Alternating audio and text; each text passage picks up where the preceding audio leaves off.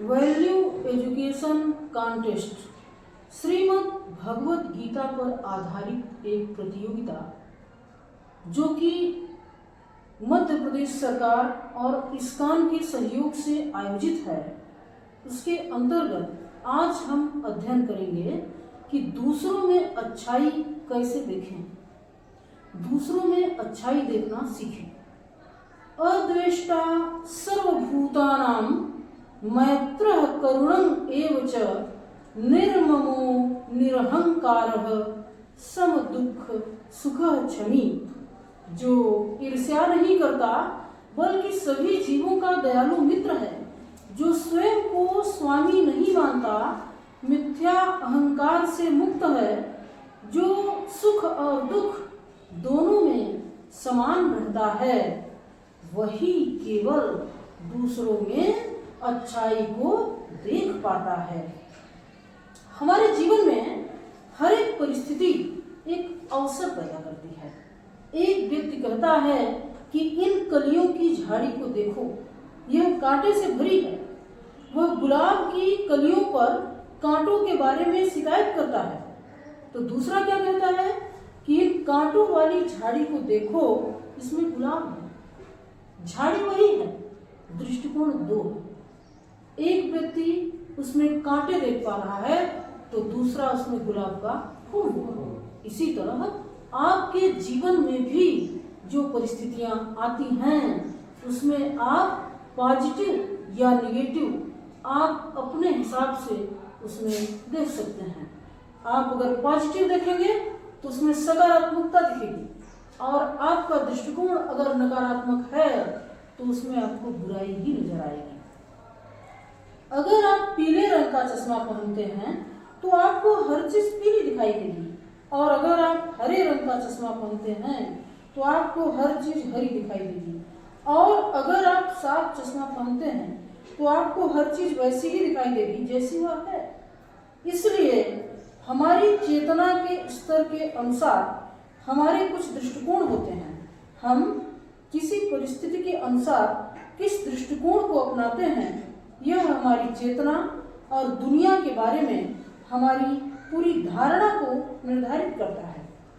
कहते हैं ना कि यथा दृष्टि तथा सृष्टि, जैसी आपकी दृष्टि होगी पूरी दुनिया आपको वैसी ही दिखाई देगी। इसलिए अपनी दृष्टि को सदैव सकारात्मक रखें। हर समस्या में एक समाधान तलाशें, हर आपदा में एक अवसर तलाशें, आपको जरूर दिखाई देगा। एक मूर्ख ने कहा कि मैंने अपना अतीत बर्बाद कर दिया। वहीं पर बुद्धिमान व्यक्ति बोलता है कि तुमने अतीत तो बर्बाद किया, लेकिन अब तुम अपना वर्तमान अपने अच्छे कार्यों से बदल सकते हो, और जिसका वर्तमान अच्छा होगा तो भविष्य अपने आप अच्छा हो जाएगा। कोई भी व्यक्ति गिलास को आधा भरा हुआ या आधा खाली देख सकता है। यह इस बात पर निर्भर करता है कि आप चीजों को किस नजरिए से देखते हैं। एक नजरिए से देखने पर उत्साह आता है तो दूसरी नजरिए से निराशा। एक गिलास में आधा पानी भरा है, या तो आप देख सकते हैं कि गिलास आधा भरा है, या तो आप देख सकते हैं कि गिलास आधा खाली है। आपका नजरिया कैसा है, आपका चीजों को देखने का जो दृष्टिकोण है उस पर हर परिस्थिति निर्भर करती है कि वो आपके लिए सकारात्मक है या नकारात्मक है। आपको उदाहरण बताते हैं मधुमक्खी और मक्खी का। मधुमक्खी एक फूल से दूसरे फूल पर उड़ती है, उस फूल के रस की मिठास और सुगंध को पीती है, उस फूल को जरा सा भी परेशान नहीं करती, और फिर अगले फूल पर जाकर उसका रस पीती है। इसलिए हमें मधुमक्खी से बहुत कुछ सीखना चाहिए। यह हमें दूसरे में अच्छाई देखने की कला सिखाता है। मधुमक्खी कूड़े कचरे से भरी जगह में भी फूल ढूंढ लेती है। चारों ओर फैली गंदगी पर ध्यान न देते हुए मधुमक्खी कूड़े कचरे के बीच भी एक छोटा सा फूल ढूंढ लेती है और उससे रस पी लेती है। एक सच्चे सज्जन व्यक्ति की योग्यता यह है कि दूसरों में दोष ढूंढने की प्रवृत्ति छोड़ दें। मधुमक्खी से आपने क्या सीखा कि एक फूल का पौधा अगर पूरे कचरे में भी है तो मधुमक्खी उस कचरे पर ध्यान नहीं देती, केवल उस फूल पर ध्यान देती है और जाकर उस फूल से सुगंध, उस फूल से रस, उसके अर्क को ग्रहण कर लेती है। तो इसी तरह हमें जीवन की परिस्थितियों में नकारात्मकता पर ध्यान नहीं देना, केवल सकारात्मकता पर ध्यान देना है। इस दुनिया में कोई भी पुरुष या महिला चाहे कितने ही बुरे, दुष्ट या कुटिल क्यों न हो, एक संत व्यक्ति हमेशा उसमें कुछ अच्छाई ढूंढ लेता है। वह उस अच्छे गुण को सैकड़ों हजारों गुना बढ़ा देता है। जो उन्हें अमृत की तरह नहीं दिखाता उसे आसानी से पार कर जाता है, बिल्कुल मधुमक्खी की तरह। एक जो संत व्यक्ति होता है वह हर व्यक्ति में, चाहे वो कितना कुटिल हो, दुष्ट हो, लेकिन कुछ न कुछ सकारात्मकता, कुछ न कुछ अच्छाई हर व्यक्ति में होती है। और एक सज्जन व्यक्ति जो सिर्फ सकारात्मकता देखता है वो उस व्यक्ति के अच्छे गुणों को पहचान लेता है और उन्हीं गुणों के आधार पर उसे बहुत आगे बढ़ा देता है। तो हम ऐसे युग में जी रहे हैं जहां लोग आलोचना करते हैं, दोष खोजते हैं, गपशप करते हैं, दूसरों की कमियां निकालते हैं। यदि आप अमृत की तलाश करेंगे तो आपको अमृत मिलेगा, और अगर दोष की तलाश करेंगे तो आपको बस दोष दिखाई देगा। चांद हर रात खूबसूरती से चमकता है और ठंडी और सुखदायक किरणें उत्सर्जित करता है, लेकिन एक मूर्ख चांद को देखेगा और इतने सारे धब्बे होने के लिए उसकी निंदा करेगा। उसको चांद की सुंदरता नहीं, चांद के धब्बे दिखाई देंगे। तो मधुमक्खी को धब्बों से कोई सरोकार नहीं है।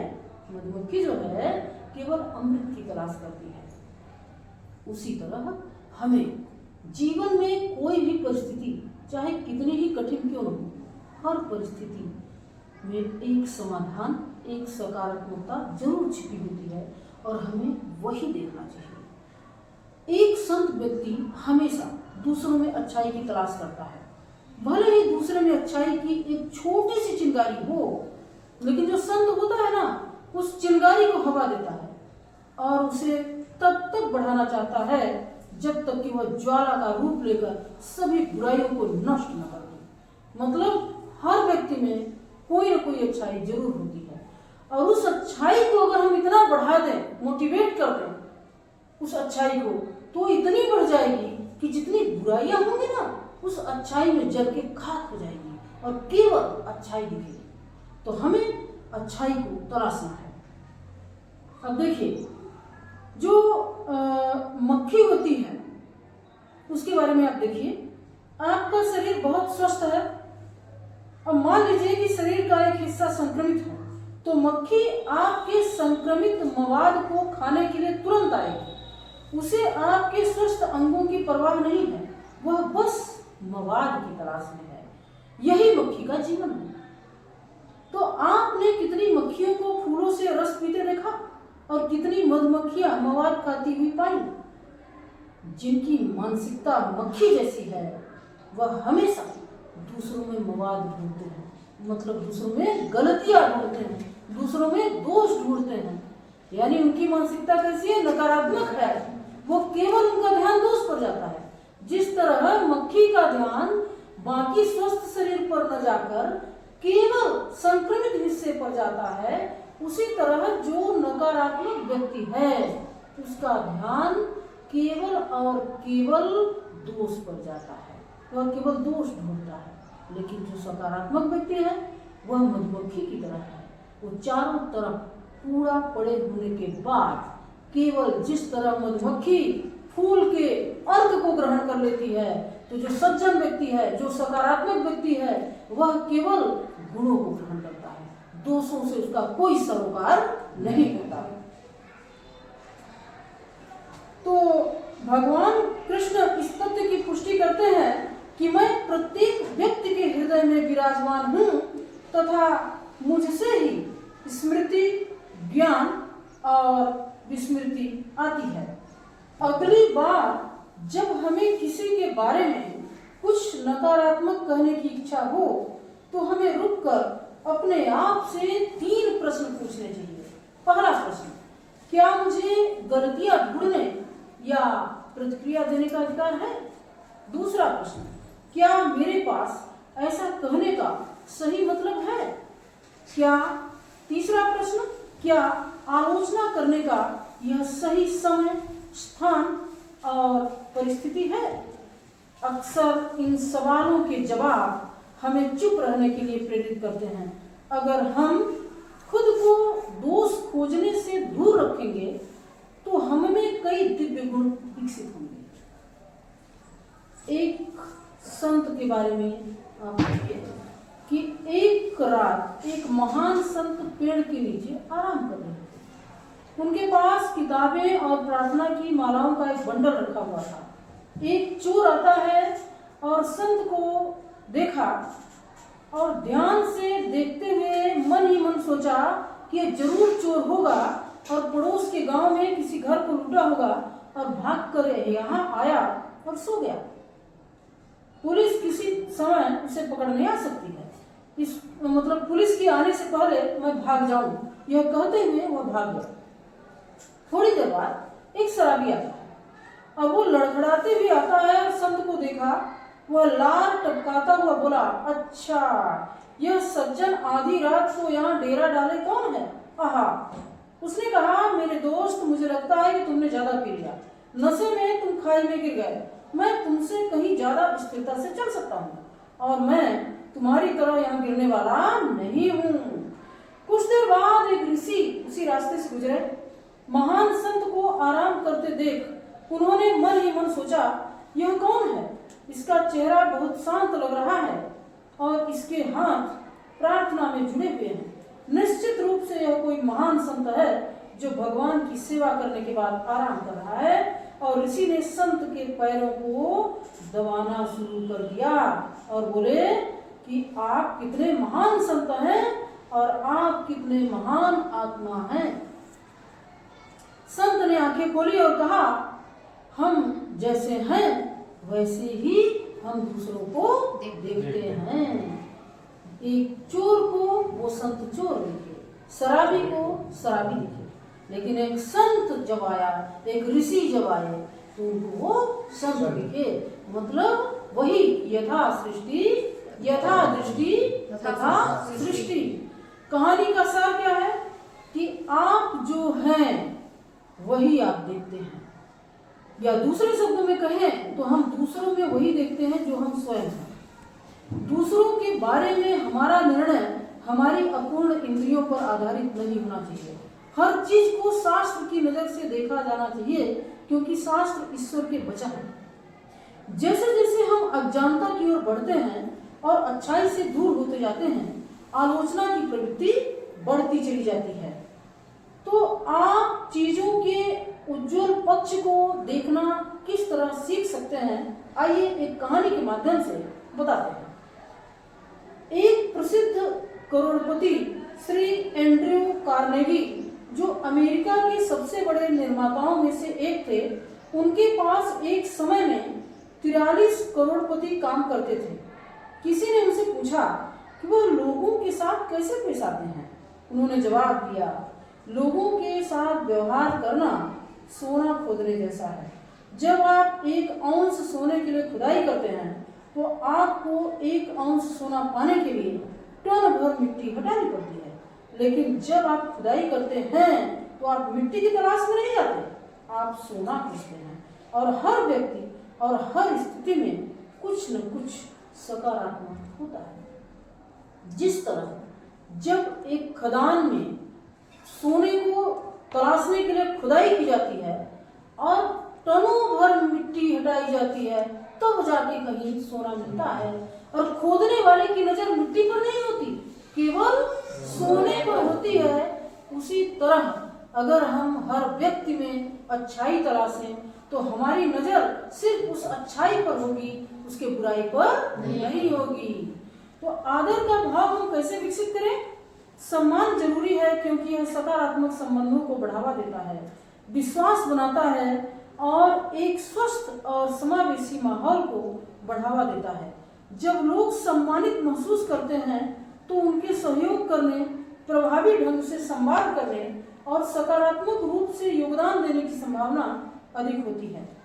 देखिए, परिवार के सदस्यों के प्रति सम्मान बढ़ाने के कुछ सुझाव हैं। बड़ों के पैर छूना और छोटों के प्रति दया रखना, उनकी राय भावनाओं को महत्व देना, घर के काम और जिम्मेदारियों में मदद करना, खुलकर और ईमानदारी से संवाद करना। परिवार के सदस्यों का सम्मान करने से क्या लाभ है? परिवार के सदस्यों का सम्मान करने से हमारे रिश्ते मजबूत होते हैं, घर का माहौल सहयोगपूर्ण बनता है, आपसी सम्मान को बढ़ावा मिलता है।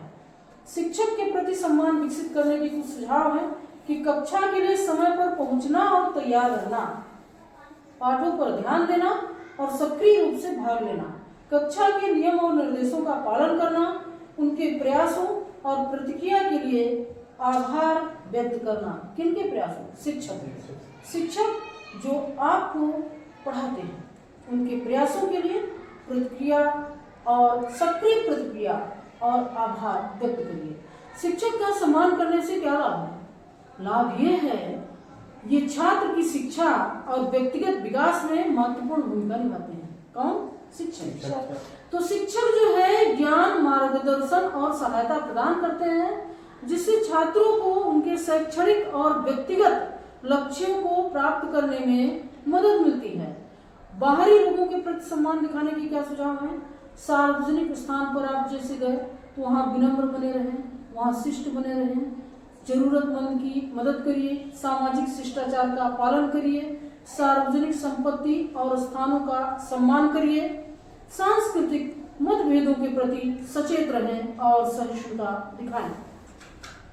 तो शरीर की तपस्या में परमेश्वर, ब्राह्मण, गुरु, पिता माता आदि श्रेष्ठ व्यक्तियों की पूजा तथा पवित्रता, सादगी, ब्रह्मचर्य और अहिंसा का पालन करना शामिल है। आपने इस पाठ का अध्ययन किया। अब हम कुछ प्रश्न आपसे पूछेंगे तो आप उनका उत्तर दीजिएगा।